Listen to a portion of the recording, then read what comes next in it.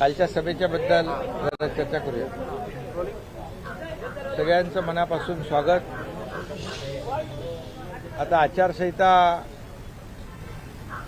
सुरू झालेली आहे, त्यामुळे आपली बऱ्याच दिवसानंतरची भेट होते, कारण मध्ये सगळे कार्यक्रम आचारसंहिता लागू व्हायच्या अगोदर उद्घाटन, भूमिपूजन, लोकार्पण आणि सरकारने जी 1.5-2 वर्षामध्ये केलेली कामं, याचं जे काही लोकांना त्याचा फायदा व्हावा म्हणून आम्ही सगळेच जण भूमिपूजनात आणि लोकार्पणामध्ये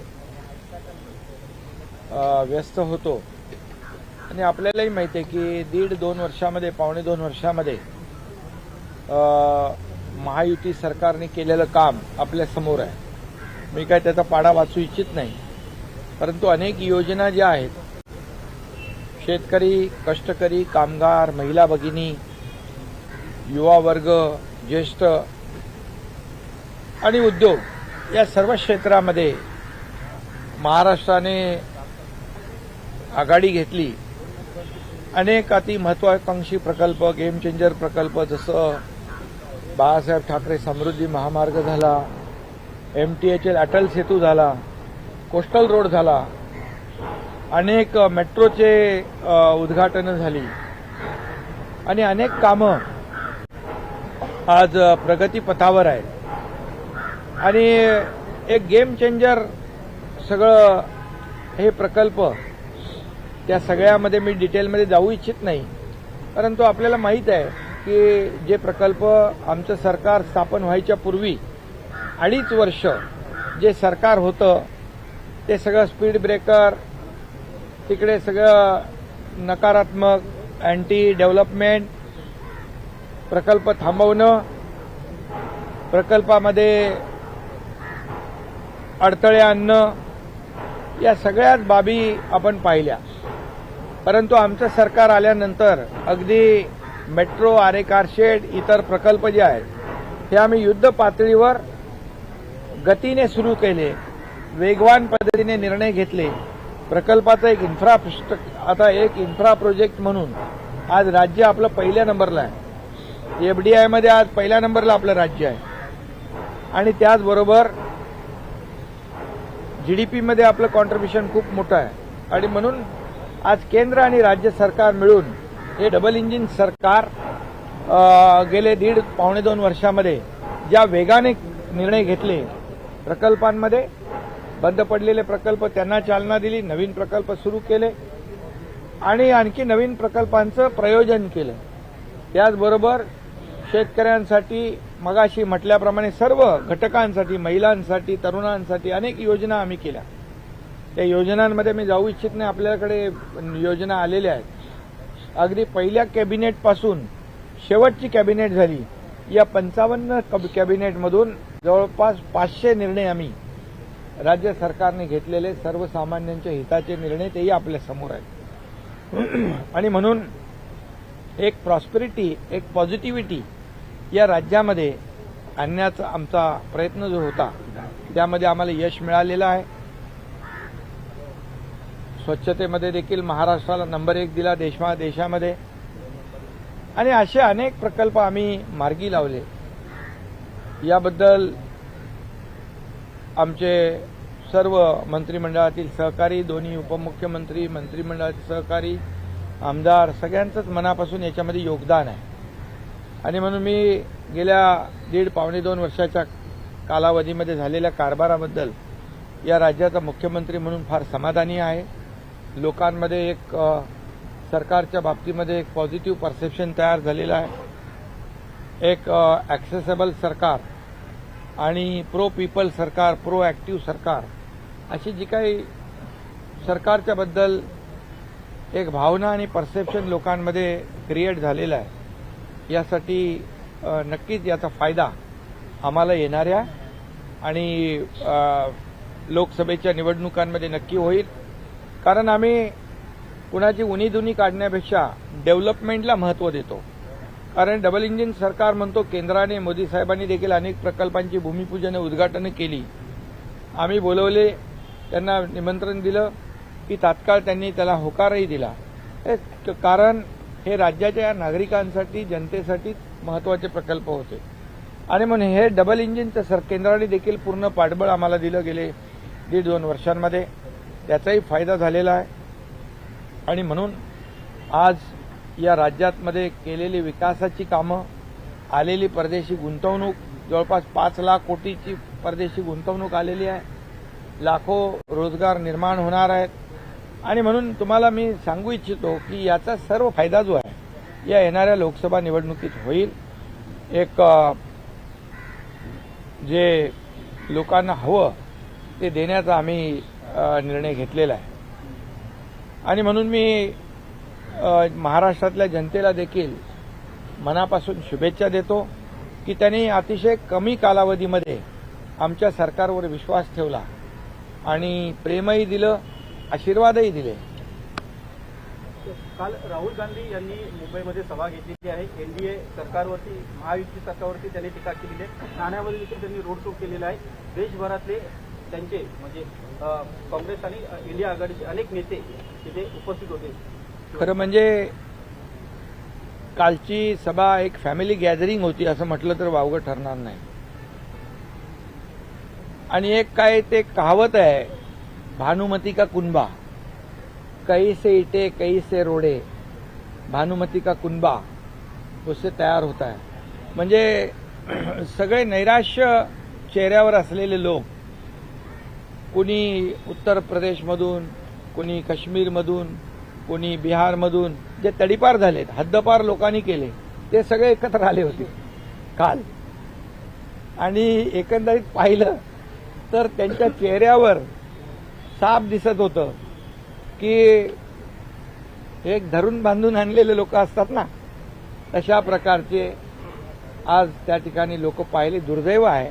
तुम्ही काल म्हणालो कालचा दिवस काळा दिवस आहे, कारण स्वातंत्र्यवीर सावरकरांच्या स्मारकाच्या समोर आणि बाळासाहेबांच्या समाधीसमोर ही सभा झाली. खरं म्हणजे उबाठाच्या लोकांनी जाऊन पहिलं तिथे माफी मागितली पाहिजे होती. जाऊन आमच्या सावरकरांच्या विरोधात बोलणाऱ्यांच्या बरोबर मला बसावं लागतंय. स्टॅलिन ज्यांनी सनातन हिंदू धर्माचा अपमान केला त्याच्याबरोबर मला बसायला लागतंय. मुफ्ती मोहम्मद आणि ते कोण तिकडचे फारुख अब्दुल्ला त्यांच्याबरोबर मला बसायला लागतंय. तर ती माफी त्यांनी मागायला पाहिजे होती खरं म्हणजे. आणि त्याचबरोबर आता काल एक शब्द बंद झाला, माझ्या तमाम हिंदू बांधव भगिनींनो. आता पूर्वी हिंदू हृदय सम्राट बाळासाहेब, हिंदू हृदय सम्राट म्हणायला देखील जीभ कचरायची. आता कालही तो शब्द माझे तमाम हिंदू बांधव, तोही तुम्हाला जाणवलं की नाही, तोही रद्द झाला. यावरून आज लक्षात आलं की बाळासाहेबांचे विचार, त्यांची भूमिका, त्यांचं धोरण, त्यांची आयडिओलॉजी हे सगळं सोडलं. आणि म्हणून तर आम्हाला हा निर्णय घ्यावा लागला त्यांना सोडण्याचा आणि बाळासाहेबांचे विचार पुढे नेण्याचा, त्यांच्या विचारांचं सरकार स्थापन करण्याचा. त्यामुळे काल जे काही अबकी बार तडीपार आता स्वतः त्यांना तडीपार या महाराष्ट्रातल्या शिवसैनिकांनी केलंय, जनतेने केलंय 1.5-2 वर्षापूर्वी. आणि आता जे इतर राज्यातून तडीपार झालेले लोक इथं आले ते मोदीजींना कसं काय तडीपार करू शकतात. आज 50-60 वर्षामध्ये ज्या मोदीजींनी 50-60 वर्षात जे झालं नाही काँग्रेसच्या सरकारमध्ये ते 10 वर्षामध्ये नरेंद्र मोदीजींनी करून दाखवलं. आणि त्याचा परिचय आपल्या समोर आहे. आज प्रकल्पांच्या माध्यमातून, विकासाच्या माध्यमातून, अर्थव्यवस्थेच्या माध्यमातून या देशाची अर्थव्यवस्था 11व्यावरून 5व्यावर आणली. आता 3ऱ्यावर आणण्याचा त्यांचा निर्धार आहे. $5 ट्रिलियन इकॉनॉमीचा त्यांचा निर्धार आहे. गरिबी हटाव काही लोक म्हणायचे, गरिबी तर हटली नाही पण गरीब हटले. परंतु मोदीजींनी 25 कोटी लोकांना दारिद्र्य रेषेच्या वर काढलं.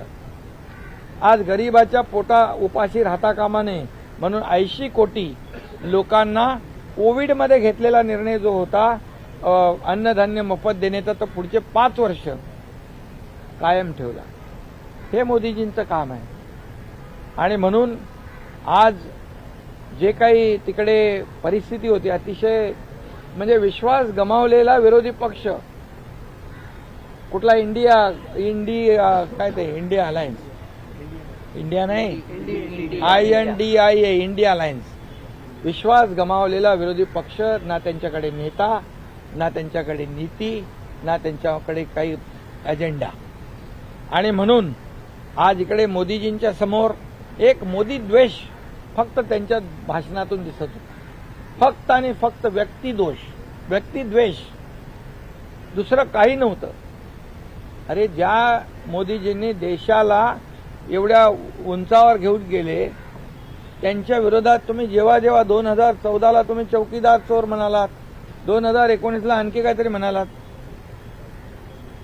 लोकांनी तुम्हाला तुमची जागा दाखवली आणि यावेळेस देखील जनतेने ठरवलेलं आहे की यांच्याकडे साधा पंतप्रधान पदाचा उमेदवार देखील जाहीर करू शकले नाहीत. ते एक दुसऱ्याकडे पाहतात. राहुल गांधी यांनी त्यांच्या कालच्या भाषणामध्ये शक्ती हा शब्दप्रयोग वापरला. त्यावरनं नाराजी जी आहे ती व्यक्त केली जात आहे. त्यांना शक्ती असं म्हणतात CBI ED यांची शक्ती जी आहे ती वापरली जाते ITची शक्ती वापरली जाते. मात्र शक्ती या शब्दावरनं काही नाराजी जी नाही त्यांनी हिंदुत्वाची शक्ति म्हटलंय. हिंदू धर्म की शक्ति हिंदू धर्म की शक्ति मतलब क्या ये हमारी 3.5 शक्तिपीठ जो है महाराष्ट्र में वो हमारे देव देवताओं की शक्ति हमारी नारी शक्ति हमारी भारत माता की शक्ति ये सब शक्ति को समाप्त करेंगे वो इतनी बड़ी ताकत है उनके पास. ये इसका जवाब जो है हमारी नारी शक्ति हमारी महिला शक्ति हमारी सब माता बहनें निश्चित रूप से उनको आने वाले चुनाव में उनकी जगह दिखाएंगे. थाने के बारे में आपने कहा इतना बड़ा नेशनल लीडर थाने में 500 लोग नहीं थे पूरा फ्लॉप शो हो गया. उसका वीडियो देखो आप क्या बोल रहे बहुत बड़ी सभा हो गई. पहली मुंब्रा में तो 4-5 लोग भी नहीं थे सब गाड़ियां थी. एक नेता तो किसी को मार भी रहा था गर्दी भीड़ नहीं हुई करके. अरे ये देखा कि नहीं आप लोगों ने.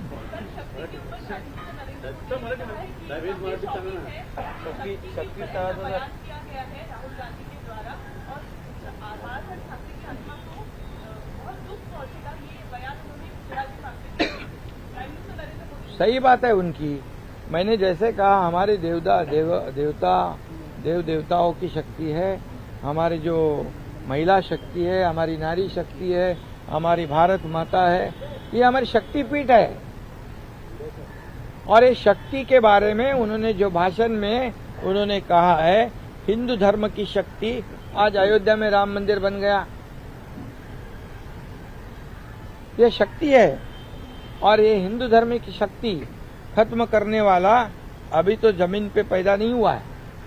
और इसलिए आदरणीय प्रधानमंत्री जी ने जो कहा है सच है कि इनको आने वाले चुनाव में ये शक्ति उनकी जगह दिखाएंगे और निश्चित रूप से उनको उसका भुगतान करना पड़ेगा.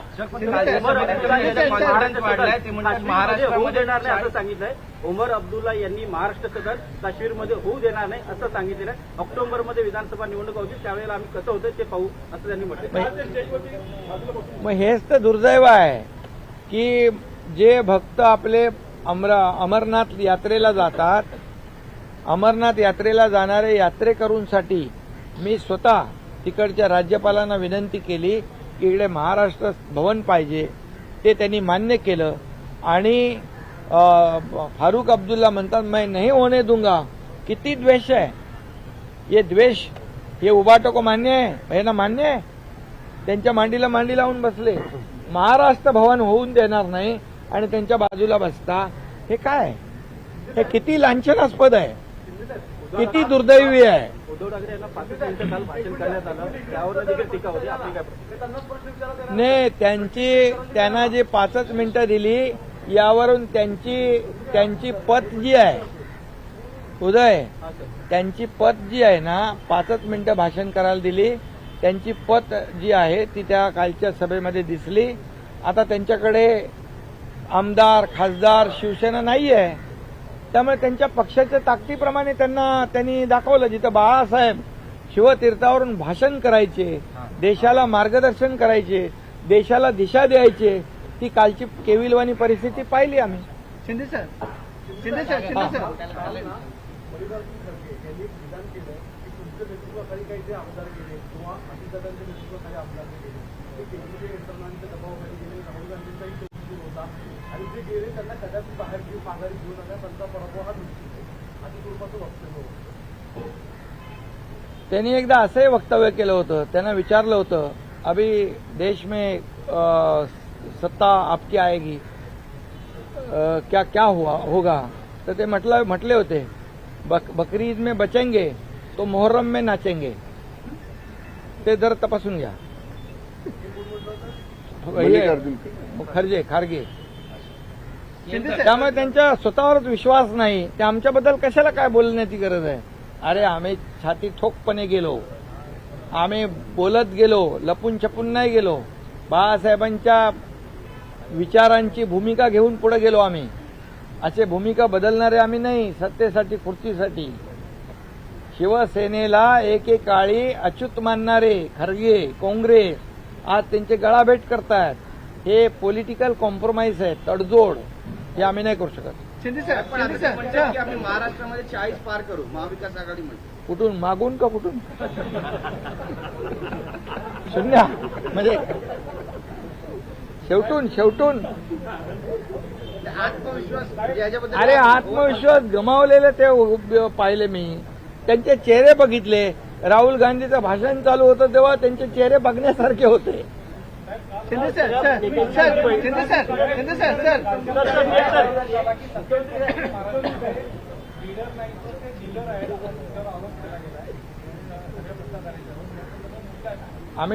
आम्ही खरंच डीलर आहोत. कारण आम्ही डील केली शेतकऱ्यांच्या हितासाठी, माय भगिनींना न्याय देण्यासाठी, तरुणांना रोजगार देण्यासाठी, कष्टकऱ्यांना न्याय देण्यासाठी आणि ज्येष्ठांना न्याय देण्यासाठी आम्ही केलं ना. आम्ही ह्याच्यासाठी केले. पैसे त्यांनी आतापर्यंत केलेल्या डील ते कुठले मोठे घोटाळे झाले 2014 पूर्वी. कोण होतं त्याच्यामध्ये. रोज रकाने तुमच्या वर्तमानपत्रातून मीडियामध्ये यायचे.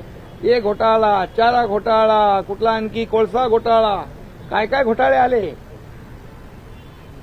आता एकतरी घोटाळा दाखवा मोदीजींच्या काळात.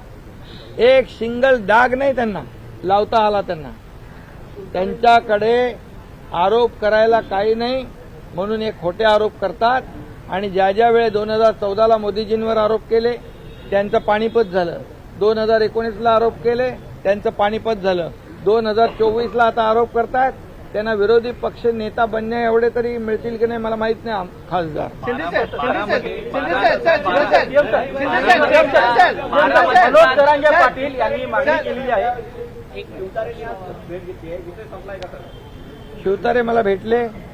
मी त्यांना सांगितलं आपली राज्यात महायुती आहे, युती धर्म पाळणं हे आपलं शिवसेनेचं कर्तव्य आहे असं मी त्यांना सांगितलेलं आहे. आणि त्याप्रमाणे ते गेलेत. त्यांची आता तब्येत ठीक नाही, त्याचं ट्रीटमेंट सुरू आहे. आणि मला वाटतं महायुतीमध्ये आमचे सर्व कार्यकर्ते शिवसेना पूर्णपणे जिथं ज्याचा कॅन्डिडेट असेल त्याला पूर्ण ताकदीने मदत करून निवडून आणणार.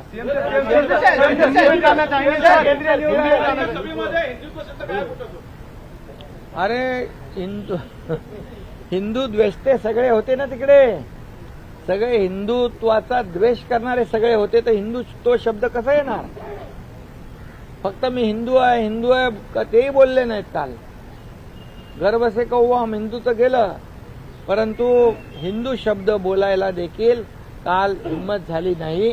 त्यामुळे हिंदुत्ववादी पक्ष म्हणण्याचा नैतिक अधिकार त्यांना राहिलेला नाही. राहुल गांधी ने कल जो बोला था कि राहुल गांधी ने बोला था कि हिंदुओं को लेकर शक्ति, उसको लेकर बाद उनके नेता मल्लिकार्जुन खरगे ने डैमेज कंट्रोल करने की भी कोशिश की. तो क्या राहुल गांधी तैयारी करके नहीं कोई आते हैं या जानबूझ के विवादित वाला बयान देते हैं? क्या लगता है सर उसको? जो हौज से गई वो बुन से नहीं आती है. उन्होंने बोल दिया. उनका आपको पता है कि भाषण, उनका अभ्यास वो क्या हमेशा विदेश में ज्यादा रहते हैं ना, इसलिए यहाँ का जो उनको स्टडी होना चाहिए, कौन से मुद्दे पर अपने विचार रखनी चाहिए, उसमें थोड़ी गफलत हो सकती है. लेकिन उन्होंने जो कहा है कितना भी डैमेज कंट्रोल करें नहीं हो सकता है।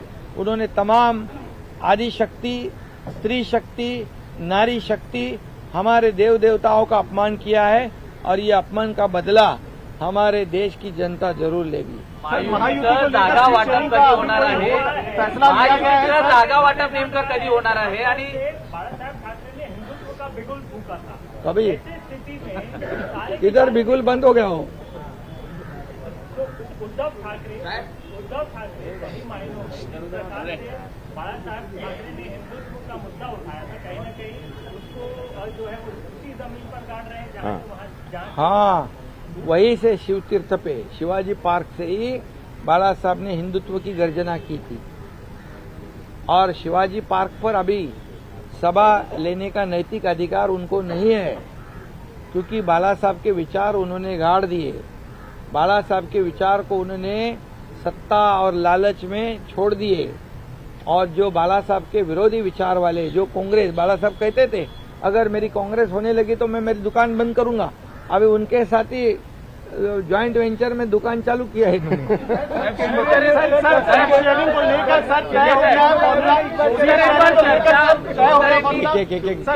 सीट शेयरिंग को लेकर फॉर्मूला क्या तय हो गया? क्या दिल्ली जाने वाले हैं फाइनल डिसीजन लेने के लिए? क्या रूपरेखा है सर? काही टेन्शन घेऊ नका। जागा वाटप समन्वयाने आणि सन्मानजनक होईल। महायुतीमध्ये कुठलाही विवाद नाही, काही चिंता करू नका। योग्य वेळी निर्णय होईल आणि आपल्याला मी पुन्हा एकदा सांगतो की या राज्यामध्ये 45 पारचा आकडा या राज्यात महायुतीचा येईल आणि मोदी साहेबांचे हात मजबूत होतील। आपको बताता हूँ, हिंदी में बताता हूँ, ये सीट शेयरिंग की बात की लेकर कोई चिंता नहीं है। सम्मानजनक निर्णय होगा, समन्वय से निर्णय होगा और मैं दावे के साथ कहता हूं कि ऐसे माहौल में जब विपक्ष तो पूरा सो गया है, विपक्ष तो पूरा कॉन्फिडन्स लूज किया है उन्होंने, उनके उसमें तालमेल नहीं है। आपण म्हणतो ना कोणाचाच पायपूस कोणामध्ये नाही, तालमेल नहीं है। वो एक दूसरे के ऊपर क्या बोलते हैं उसको, विश्वास नहीं है, एक दूसरे के ऊपर संदेह है उनके दिल में, ये क्या करेगा वो क्या करेगा। ऐसे परिस्थिति में जो 1.5-2 साल में हमने जो काम किया है, इस राज्य का विकास किया है और केंद्र में मोदी जी ने 10 साल में काम किया है, उसका पूरा जो आज इस चुनाव में नतीजा आपको दिखेगा और 45 से ज्यादा सीटें महाराष्ट्र से आएगी और मोदी जी ने कहा है कि अब की बार 400 पार निश्चित रूप से आंकड़ा होगा। पहिली यादी कधी जाहीर होणार साहेब? लोकसभा सीटें जो है वो कॉम्प्रोमाइज करेंगे। नहीं, मैंने अभी कहा ना कि समन्वय और सम्मानजन, क्योंकि महायुति है हमारी और हमारे में अच्छी तरह से अंडरस्टैंडिंग है और एक दूसरे को हम लोग साथ लेकर चलने वाले लोग हैं और हमारा टारगेट यही है कि मोदी जी को फिर से बड़ी ताकत से प्रधानमंत्री बनाएंगे और निश्चित रूप से 400 का पार पूरा आंकड़ा जो है पार होगा। राज ठाकरे क्या महायुति में शामिल हो रहे हैं? एमएनएस की मीटिंग हो रही है लगातार, क्या राज ठाकरे एमएनएस महायुति में शामिल हो रही है? एनडीए राज ठाकरे जी अभी हमारे एक विचारधारा वाले हैं, एक ही विचार के लोग हैं हम लोग सभी लोग, और इसलिए निश्चित रूप से योग्य निर्णय होगा। मनोज तरंगे पाटील यांनी मराठा आंदोलनावरती जे राजकीय गुन्हे दाखल झाले ते मागे घेण्याची मागणी केलेली आहे, त्या संदर्भात कारवाई काय कुठपर्यंत आलेली आहे? मी याच्यावर परवाच्या दिवशी पण बोललो की आपण त्यांच्या मागणीप्रमाणे जस्टिस शिंदे कमिटी आपण गठीत केली, ते काम सुरू आहे। मराठा आरक्षण 10% आपण देण्याचा निर्णय घेतला होता जाहीरपणे आणि तो विशेष अधिवेशन घेऊन आपण 10% आरक्षण दिलं। ते आरक्षणाचा लाभ मराठा समाजातल्या तरुणांनी जास्तीत जास्त घेतला पाहिजे। आता पोलिसांची भरती सुरू आहे, त्याचा फायदा त्यांना होईल। कोर्टामध्ये काही लोक गेले होते परंतु कोर्टाने त्याला स्टे दिला नाही। सरकारने राज्य हायकोर्ट आणि सुप्रीम कोर्टमध्ये कॅवेट फाईल करून ठेवलेला आहे। त्यामुळे मराठा आरक्षण आम्ही म्हणत होतो की मराठा आरक्षण टिकणारं कायद्याच्या चौकटीत बसणारं आरक्षण आम्ही देणार आणि आम्ही शब्द पूर्ण केलेला आहे, शपथ पूर्ण केलेली आहे आणि कुणबी प्रमाणपत्र देण्याचं काम सुरू आहे. आणि त्याचबरोबर जे गुन्हे दाखल आहेत हे गुन्हे दाखल करण्याचे जसं जे आम्ही त्यांना नोटिफिकेशन जे आहे कुणबीचं सगळे सोयरेंचं त्याला जी 8 लाख ज्या हरकती आलेल्या आहेत त्याच्या बाबतीमध्ये स्क्रुटिनी सुरू आहे, छाननी सुरू आहे. तसंच या बाबतीत देखील जे गुन्हे म्हणजे नॉन सिरियस आहेत, लोकशाहीमध्ये आंदोलन घेतलंय, सभा घेतल्यात, रॅली काढलेल्या आहेत, त्यामध्ये काही गुन्हे दाखल झालेत, काही रस्ता रोकोमध्ये गुन्हे दाखल झालेत. हे पहिल्या टप्प्यामध्ये त्याची स्क्रुटिनी सुरू आहे आणि सरकार पूर्ण सकारात्मक आहे. ते जे नॉन सिरियस गुन्हे आहेत ते सरकारने काढण्याचा निर्णय आचारसंहिता लागू व्हायच्या अगोदरच घेतलेला आहे.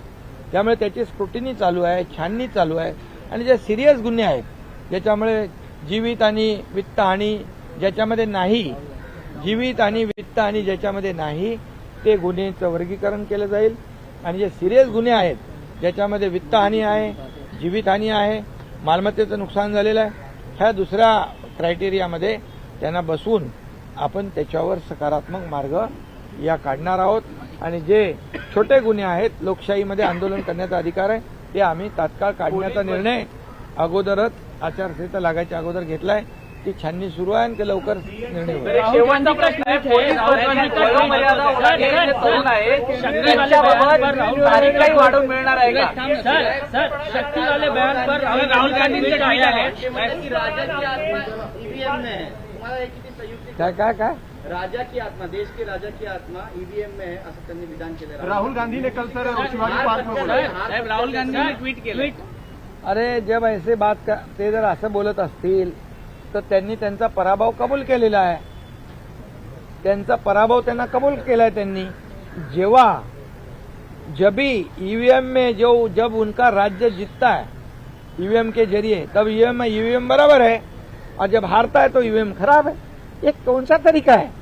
तुम इलेक्शन कमीशन को गाली देते हो, सुप्रीम कोर्ट को तुम सलाह देते हो, तुम सबको जब तुम्हारे हित में फैसला होता है तो वो एजेंसी अच्छी है. तुम्हारे हित के तुम्हारे विरोध में जनता ने जो फैसला दिया है तब वो एजेंसी गलत. ये क्या है सर? ये दोगली राजनीति है. ये जो दो मुंह का सांप होता है ना, होता है ना. CM sir